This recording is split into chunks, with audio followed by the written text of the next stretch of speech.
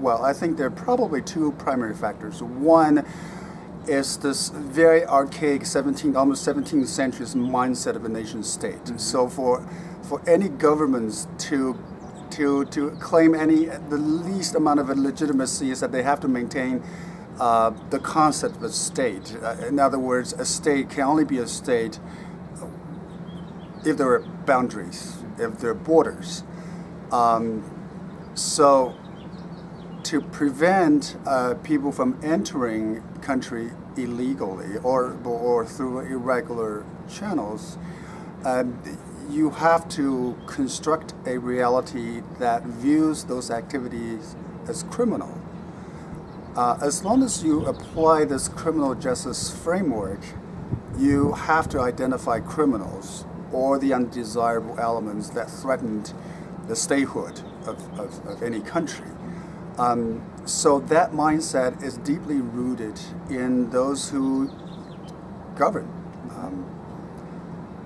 And secondly, I think it's probably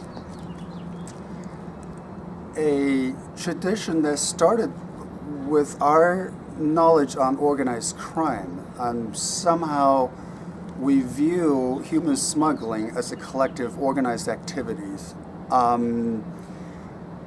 Then if we take on human smuggling or irregular migration as an organized crime, then it's a lot easier to gravitate towards a black and white perspective, to take on a very simplistic view and viewing it as either legal or illegal. To any criminal justice agencies or law enforcement agencies, it's much easier to operate on a black and white framework.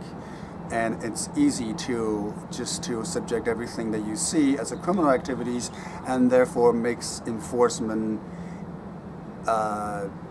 somewhat easy to plan, regardless of whether the impact or outcome is favorable or not.